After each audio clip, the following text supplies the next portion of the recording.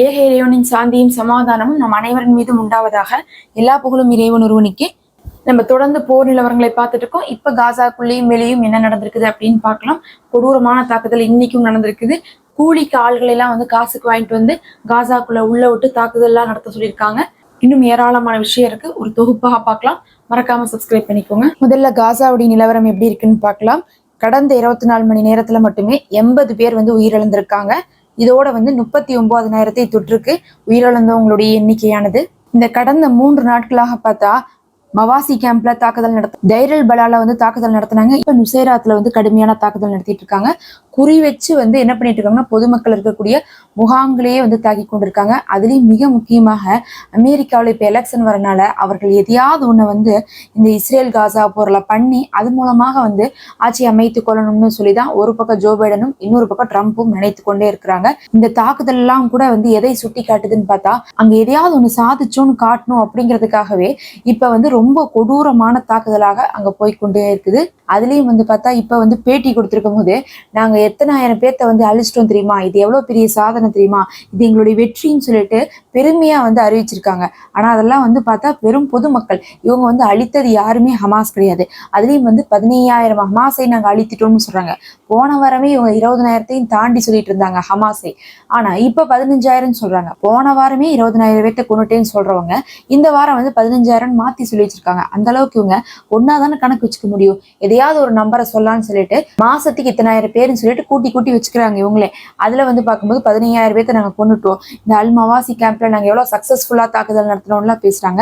அங்க இவங்க சொன்ன மாதிரி தைஃப் அவர்கள் இல்லவே இல்லை, அவர்கள் இறக்கவும் இல்லைன்னு சொல்லிட்டு ஹமாஸ் தலைவர்களே பேட்டி கொடுத்துட்டாங்க. இருந்தும் கூட அந்த தாக்குதலை நியாயப்படுத்துறதுக்காக நாங்க அங்க ரொம்ப புத்திசாலித்தனமா தாக்குதல் செஞ்சோம், எங்களுடைய உளவுத்துறை தகவல் கொடுத்துச்சுன்னு சொல்லிட்டு பொதுமக்களை கொண்டது நேத்து நைட் பார்த்தா பேட்டியில நெத்தன்யாகு பெருமை பேசி கொண்டிருக்கிறான். இன்னொரு பக்கம் பார்க்கும்போது ட்ரம்ப்புக்கு அனுதாப அலைகள் அதிகமாயிட்டே இருக்குது. அடுத்து ட்ரம்ப் தான் வருவாங்க அப்படின்னு சொல்லிட்டு உறுதியாக சொல்லிட்டு இருக்காங்க எல்லாருமே. மாற்று கருத்தே இல்லைங்கிற அளவுக்கு ஜோ பைடனுடைய நிலைமை என்ன ஆயிட்டு இருக்குது, வீழ்ந்து போயிட்டு இருக்கிறதுனால இப்ப ட்ரம்ப் தான் வரக்கூடிய நிலைமை இருக்கு. அது துப்பாக்கி சூடெல்லாம் நடந்ததுக்கு பிறகு வேற வாய்ப்பே இல்லைங்கிற அளவுக்கு ட்ரம்ப் வருவதற்கு உறுதியாயிருச்சு. ட்ரம்ப் வந்தா இஸ்புல்லா மேலேயும் தாக்குதல் செய்வது இஸ்ரேலுக்கு ரொம்ப இலகுவாக இருக்கும்.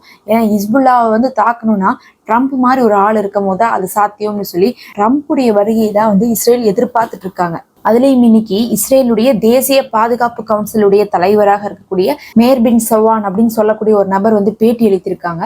அதுல அவங்க சொல்லக்கூடிய விஷயம் என்னன்னு பார்த்தா, நாங்க சிதைந்து போய் இருக்கக்கூடிய இந்த இஸ்ரேலுடைய இராணுவத்துடைய பலத்தை கட்டி எழுப்பாம நாங்க யுத்தத்தை நிறுத்த மாட்டோம்னு சொல்லியிருக்காங்க. இதுல அவங்க என்ன சொல்ல வராங்கன்னா, எங்களுடைய இராணுவம் அடி வாங்கி சிதைந்து போயிட்டு தான் இருக்குது, அது உண்மைதான்.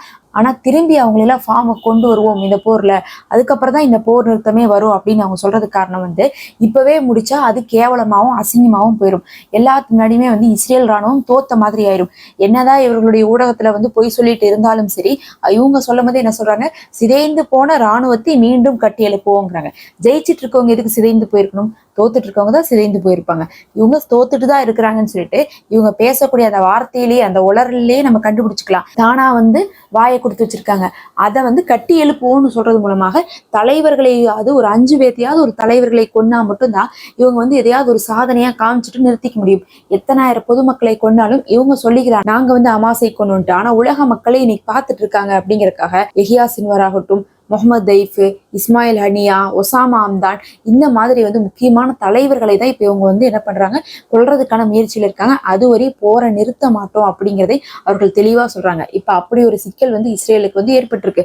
இஸ்ரேல்ல என்னதான் ராணுவமே போரை நிறுத்தலாம்னு சொன்னாலும் அவர்களுடைய அபிஷியல்ஸ்ல என்ன சொல்றாங்கன்னா, இந்த நிலைமையில நிறுத்தி நாம தான் தோத்தோன்னு உலகத்துக்கு காட்டி கொடுப்பதை விடவும் போர் நிறுத்தத்தை நம்ம அக்செப்ட் பண்றதுக்கு முன்னாடி தலைவர்களை கொன்றலாம், கடைசிக்கு ஒரு 2 பேர்த்தையாவது நம்ம கொன்றலாம் தலைவர்களை, அதை அதுக்கப்புறம் பெருமையாவே நம்ம சொல்லிட்டு இருக்கலாம். நம்ம போர்ல ஜெயிச்ச மாதிரி ஆயிரும். தலைவர்களை கொண்டும் இன்னி அவங்க போர் செய்யறக்கே முடியல, அதனால நாங்க போரை நிறுத்துறோம்னு நம்ம காமிச்சுக்கலாம். ஆனா இப்ப மட்டும் நிறுத்தினா இது காலம் முழுவதும் இஸ்ரேலுக்கு ஒரு அவப்பெயரா போயிரும்னு சொல்லிட்டு ஊடகத்துக்கே பேட்டி அளித்திருக்காங்க. இப்ப அந்த மாதிரியான ஒரு ஈகோ பிரச்சனையில தான் தொடர்ந்து அங்க தாக்குதல் நடந்துட்டு இருக்குது. ஆனா இவங்க இப்போதைக்கு போர் நிறுத்தத்துக்கான சம்மதம் தெரிவிக்கக்கூடிய ஆட்களே கிடையாது. நெத்தன்யாகு மாத்தி மாத்தி வம்பை இழுத்து கொண்டுதான் இருக்காரு. அதுலயும் பார்த்தா தன்னுடைய ஆட்சியில இஸ்ரேல் ராணுவம் தோத்து போச்சு அப்படிங்கிறது தானே தோத்து போன மாதிரி தான். ஏற்கனவே அது தோத்து போய் தான் கிடக்கு. இருந்தாலும் மக்கள் துரத்தி விடுவதற்கு முன்னாடி எதையாவது ஒண்ணு சாதிச்சோன்னு காமிச்சிட்டு என்னாலதான் இந்த போரை நம்ம ஜெயிச்சோம் அப்படின்னு சொல்லிட்டாவது வந்து ஆட்சியை மீண்டும் தக்க வைக்கணும். அப்படி இல்லாட்டினா ஜெயிலுக்கு தான் போக வேண்டிய நிலைமை வரும்னு சொல்லிட்டு நெத்தனியாவுக்கு நல்லா தெரியும். அங்க இருக்கக்கூடிய அமைச்சர்கள் எல்லாமே வந்து போரை வந்து நிறுத்துறதுக்கு முன்னாடி எதையாவது ஒண்ணு சாதிக்கணுங்கிறதுக்கான முயற்சியோடு ஈடுபட்டு கொண்டிருக்காங்க. ஆனா தலைவர்களை கொல்வது அப்படிங்கிறது சாத்தியம் இல்லாம இருக்குது. தலைவர்கள்லாம் வந்து ஒன்னா பங்கருக்குள்ள இருக்காங்க. அவங்களை இதுவரை யாருமே இவங்கெல்லாம் பார்த்ததே இல்லை இந்த போர் ஆரம்பிச்சதுல இருந்து. அப்படி இல்லாட்டினா என்ன பண்றாங்க, அவங்க எல்லாம் வந்து கத்தார்ல இருக்கிறாங்க, இன்னும் வெவ்வேறு நாடுகள்ல இருக்காங்க. அங்க போய் உள்ள போய் கொல்ல முடியாது. கொன்னா அந்த நாடோடும் சேர்ந்து பிரச்சனை வந்துருங்கிறனால அந்த வேலையை பண்ண மாட்டாங்க. அதுக்கு பதிலாக இன்னொரு வார்த்தை சொல்றாங்க, இந்த போரே நின்னாலும் கூட நாங்க தலைவர்களை கொல்வதை நாங்க நிறுத்த மாட்டோங்கிறாங்க. அப்படின்னு என்ன அர்த்தம், போரை நிறுத்தினாலும் நிறுத்துவோமோ தவிர ஹமாஸ் நாங்க குறி வைப்போம்னு சொல்றாங்க. இது ஒன்றும் புதுசு கிடையாது. இதுக்கு முன்னாடி பார்த்தா எத்தனையோ தலைவர்கள் இருந்து இறந்திருக்காங்க. அவங்களுடைய நினைவாகத்தான் படைகளுக்கெல்லாம் அவங்களுடைய பேர் வச்சிருக்காங்க. ஆனாலும் வந்து பாத்தீங்கன்னா அதெல்லாம் போர்ல நடந்தது கிடையாது. அவங்க ஒழு செய்யறதுக்காக வெளியே வந்திருப்பாங்க, அந்த நேரத்துல கொண்டிருக்காங்க. அந்த மாதிரிதான் வந்து அவங்க இருக்கக்கூடிய வீட்டு மேல ஏவுகணை தாக்குதல் பண்றது, இப்படி போரே இல்லாதப்பையும் வந்து ஹமாஸை அழிச்சு கொண்டே இருந்திருக்காங்க இவங்க. அதனாலதான் வந்து பாத்தீங்கன்னா இந்த போரே வருது. போர் இல்லாதப்பயே அடிச்சா போர் நிறுத்துறதுக்கான தேவையே இல்லாம போயிடும். இன்னைக்கு அதுலயும் வந்து கத்தாருடைய மத்தியஸ்தனமே என்ன சொல்லிட்டாங்கன்னா, இஸ்ரேல் தரப்புல இருந்துதான் போர் நிறுத்தத்துக்கு வந்து சம்மதிக்க மாட்டேங்கிறாங்க. ஹமாஸ்லாம் வந்து இதுக்கு சம்மதிச்சுட்டு தான் இருக்காங்க. அதனால நீங்க வந்து ஹமாஸுக்கு அழுத்தத்தை கொடுக்க சொல்லி எங்களை கட்டாயப்படுத்தாதீங்க. நாங்க எவ்வளவோ மாற்றத்தை பண்ணியிருக்கோம். முதல் தடவை மாதிரி வந்து போர் நிறுத்தத்தை நாங்க கேட்கல, இப்ப நிறையவே வந்து மாற்றம் செய்திருக்கோம். ஆனாலும் ஒத்து வராம இருந்தா எப்படி இந்த போர் நிற்கும்? அதனால ஹமாஸுக்கு நீங்க அழுத்தத்தை கொடுப்பதை விட இஸ்ரேலுக்கு கொடுங்கன்னு சொல்லிட்டு அமெரிக்காவுக்கு அவங்க சொல்லியிருக்காங்க.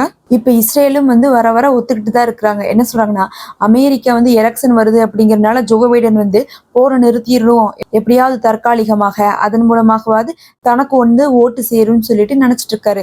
ஆனா நாங்க இந்த போரை நிறுத்தக்கூடிய ஐடியாவிலேயே கிடையாது. அவங்களுடைய எலெக்ஷனுக்காக நாங்க நிறுத்த மாட்டோம், நாங்க தொடர்ந்துதான் போர் செய்துட்டு இருப்போம்னு சொல்லிட்டு இஸ்ரேல் விடாப்படியாக இருந்துட்டு இருக்காங்க.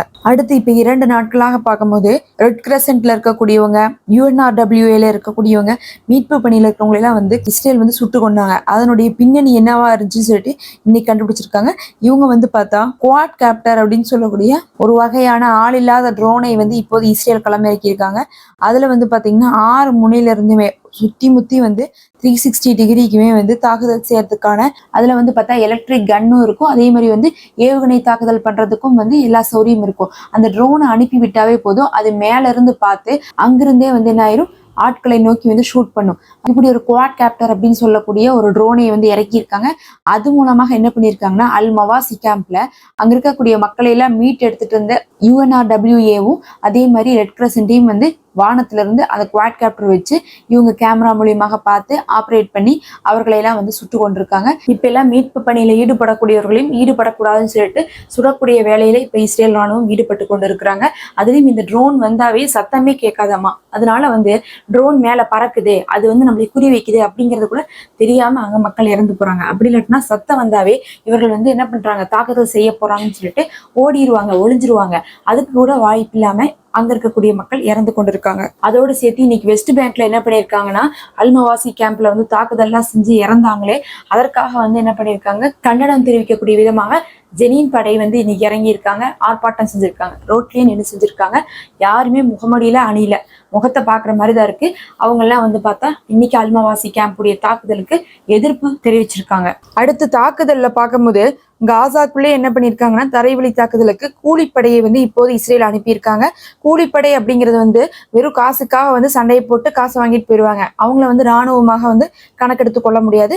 அப்படி வர்றவங்க செத்து போயிட்டாலும் சரி, அவங்கள பத்தியான கணக்குகளை வந்து இஸ்ரேல் ராணுவம் தெரிவிக்காது. கூலிப்படை வந்து உள்ளக்குள்ள அனுப்புறது அப்படிங்கிறதே ஒரு திருட்டுத்தனமான காரியம்தான். அப்படிங்கறதுனால அவங்க வந்ததையும் வந்து சொல்ல மாட்டாங்க, போறதையும் சொல்ல மாட்டாங்க. அந்த மாதிரி அவ்வப்போது வந்து இந்த போர்ல ஆரம்பத்துல இருந்தே வந்து வெளிநாடுகள்ல இருந்து வந்து கூலிப்படைகள் வேலை செய்துட்டு இருக்காங்க அப்படின்னு சொல்லிட்டே இருந்தாங்க. ஹமாஸ் தலைவர்களும் அதை சொன்னாங்க. இன்னைக்கும் வந்து பார்க்கும்போது வந்து பிரான்ஸ்ல இருந்து வந்தவங்கன்னு சொல்லிட்டு இன்னும் சில நாடுகள்ல இருந்து நிறைய கூலிப்படைகள் வந்திருக்காங்க. அந்த கூலிப்படைகள் எல்லாம் அதுல வந்து ஒரு படை வந்து என்ன பண்ணிருக்காங்கன்னா, ஒரு பில்டிங்குள்ள இருக்கிறதை கவனிச்சு இவர்கள் வந்து சுற்றி வளைத்து வந்து தாக்குதல் செய்திருக்காங்க. அதுல அந்த படையே வந்து அழிந்திருக்கு. இந்த மாதிரி எத்தனை நபர்கள் வந்து காசாக்குள்ள கூலிப்படையாக இருக்கிறாங்க அப்படிங்கிறது எண்ணிக்கையே வெளியே வராது. இப்ப இவங்க இறந்ததை பத்தியும் வந்து இஸ்ரேல் அறிவிக்கவே இல்லை. இப்படியான ஆள் பற்றாக்குறையெல்லாம் தீக்கிறதுக்கு வெளியிருந்து காசை கொடுத்தாவது வந்து உள்ளக்குள்ள வந்து சண்டை போடுறதுக்கு இவங்க கூப்பிட்டு இருக்காங்க. இருந்தாலும் போராளிகள் வந்து பார்க்கும்போது அவர்கள் வந்து இன்னும் வலுவாகத்தான் இருக்காங்க. ஆள் பற்றாக்குறையோ ஆயுத பற்றாக்குறையோ அவர்களுக்கு வரவே இல்லை. அவங்க சொல்றாங்க இன்னுமே எங்கள்கிட்ட ஆள் சேர்ந்துகிட்டே இருக்காங்க, சேர்றதுக்கும் தயாரா இருக்காங்க. அந்த அளவுக்கு போராளிகளுடைய எண்ணிக்கை வந்து அதிகமாகி போயிட்டு இருக்கு. அதுலயும் வந்து 2005 பார்க்கும்போது 40,000க்கு மேற்பட்டவங்க இருந்திருக்காங்க. இப்ப வந்து பார்க்கும்போது கண்டிப்பா வந்து லட்சக்கணக்கான பேர் இருப்பாங்க. அல் கசாம், அல் குத்தூஸ், முஜாஹிதீன் படைன்னு சொல்லிட்டு ஏராளமான படைகள் இருக்கு. அங்க லட்சக்கணக்கானவர்கள் இருந்து இவர்களை எல்லாம் தோக்கடிச்சுட்டு தான் இருக்காங்க. அதனாலதான் இஸ்ரேலுடைய பாதுகாப்பு அமைச்சரே சொல்லும் போது எங்க ராணுவத்தை நாங்க மீண்டும் கட்டி எழுப்புவோம்னு சொல்லியிருக்காங்க. எங்களுடைய ராணுவத்துடைய இந்த நிலைமையிலிருந்து நாங்க மீண்டும் பழைய நிலைமைக்கு கட்டி எழுப்புவோம்னு சொல்றாங்க. அந்த அளவுக்கு ராணுவ ரீதியாக படுதோல்வி அடைந்து பல நபர்கள் வந்து தினமும் இறந்து கொண்டே இருக்கிறாங்க. அதை பத்தி நம்ம பேசிடவே கூடாது அப்படிங்கிறதுக்காகத்தான், அதை பத்தி யாரும் பேசிடக்கூடாது, ரொம்ப மோசமான அளவுக்கு வந்து எண்ணிக்கை குறைந்து கொண்டே போகுது, அதை உலகத்துக்கு மறைக்கிறதுக்காகத்தான் இந்த மாதிரியான பெரிய தாக்குதலை எல்லாம் செஞ்சு அங்க இருக்கக்கூடிய பொதுமக்களை கொண்டு அதை பத்தியே பேச வச்சுட்டு இருக்காங்க. இவங்க கெட்டவங்க தான் சொல்லிட்டு உலகத்துல இருக்க எல்லாருக்குமே இப்ப தெரிஞ்சதுதான். இவங்க அடி வாங்கிட்டு இருக்காங்க அப்படிங்கிறதா இவங்களுக்கு கேவலமோ தவிர இவங்க அப்பாவிகளை கொன்னுட்டு இருக்காங்க அப்படிங்கிறது அவர்களுக்கு கேவலமாக தெரியல, பெருமையாகத்தான் தெரிஞ்சிட்டு இருக்கு. அப்படிப்பட்ட கூலிப்படை இன்னைக்கு ஹமாஸுடைய கைவசமாக வந்து மாட்டி இறந்திருக்காங்க. அதே போல ஹிஸ்புல்லா மேல போர் தொடுக்கிறதை பத்தி பேசும்போது போர் ஆரம்பிக்க போறேன்னு சொல்லிட்டு ஜனவரியில ஆரம்பிச்சு இப்ப ஜூலை மாசமே வந்துருச்சு, இன்னுமே அவங்க போர் ஆரம்பிக்கல. இப்போ என்ன சொல்றாங்கன்னா இன்னும் 15 நாள்ல நாங்க போர் ஆரம்பிச்சிருவோம் அப்படின்னு வந்து வெறும் வாய் வார்த்தைகளாக சொல்றாங்க. அங்க இருக்கக்கூடிய ஊடகங்களே அந்த செய்திகளை எல்லாம் போட்டு சலிச்சுட்டாங்க. இதெல்லாம் தான் அங்கிருந்து வந்த முக்கியமான செய்திகள். நம்ம அடுத்த ஒரு காணொலியில இன்னும் சில தகவல்களோடு உங்களை சந்திக்கலாம். தொடர்ந்து இணைந்திருங்கள்.